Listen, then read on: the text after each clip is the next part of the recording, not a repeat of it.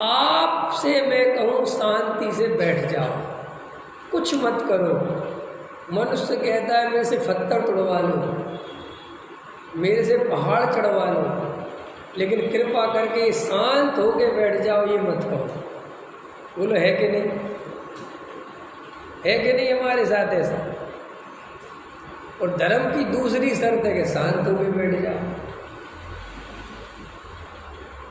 अब अरविंद जी बहुत इंपॉर्टेंट बात कह रहा हूँ। देखो, धर्म की शर्त पूजा पाठ दया दान पूजा भक्ति बिल्कुल नहीं है। धर्म की शर्त दान दो, ये करो, व्रत करो, नियम को कोई शर्त नहीं है धर्म की। धर्म की दो शर्त है, सरल सहज और शांत। क्या? सरल सहज और शांत। ये सम्यक दर्शन, सम्यक ज्ञान और सम्यक चारित्र्य समझ लो।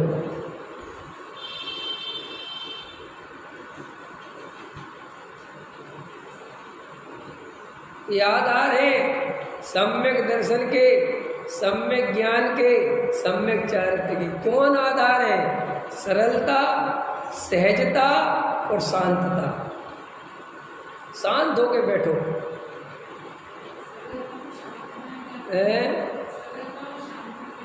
बहुत अंतर है। एक व्यक्ति बहुत सरल हो सकता है लेकिन दिन भर काम करता रहता है, लगा रहता है। एक काम छोड़ेगा घर की सफाई करने में लग जाएगा, घर की सफाई छोड़ेगा मोटर गाड़ी साफ करने में लग। कई लोग होते हैं ना बेचारे सरल होते हैं, बहुत मंद कसाई होते हैं, लेकिन शांति से नहीं बैठते।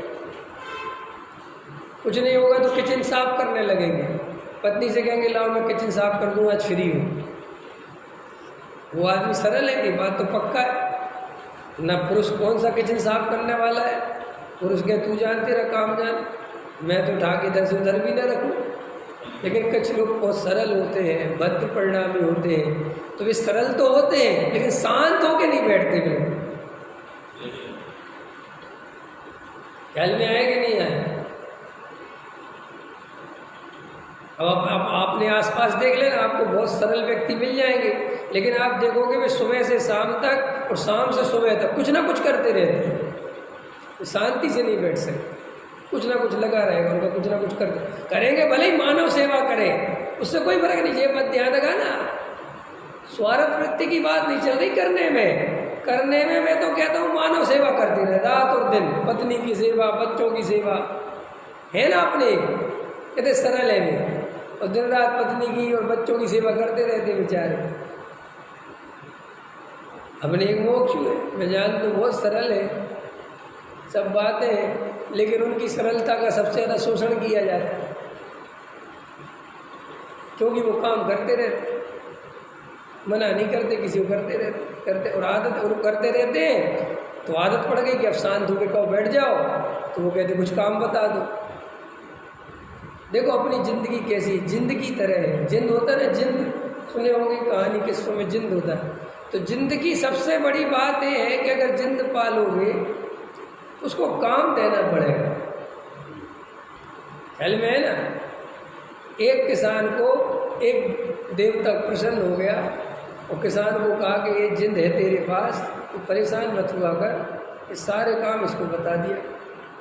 लेकिन याद रखना, इसको काम नहीं बताया तो तुझे खा जाएगा।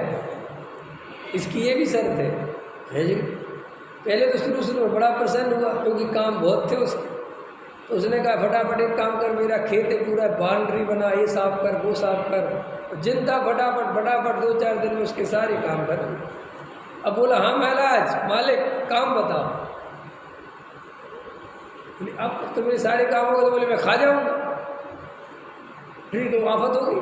उसने तुरंत देवता को याद किया, बोले जी क्या आफत कर दी है माँ जी, हम क्या काम बताएं इसको। देवता कहता है एक 500 फुट का या 500 गज का पाइप वो मानो बांस, उसको गाड़ो खेत में, इसी से गड़वाओ इसी से, और फिर इसी से कहो इस पर चढ़ और उतर, और जब तक मैं दोबारा ना कुछ बोलूँ तब तक चढ़ता रहे उतरता रहे। ख्याल में आया? तो बस उसको काम दे दिया। तो जब किसान को अपना काम होता तो बुला लेते, जरा आ जा, जाइए काम करके आ जा। आता फिर कहता बोलो जाओ चढ़ और उतर, फिर चढ़ता फिर उतरता, इसी काम में लगा। ऐसे ही मनुष्य का जीवन है।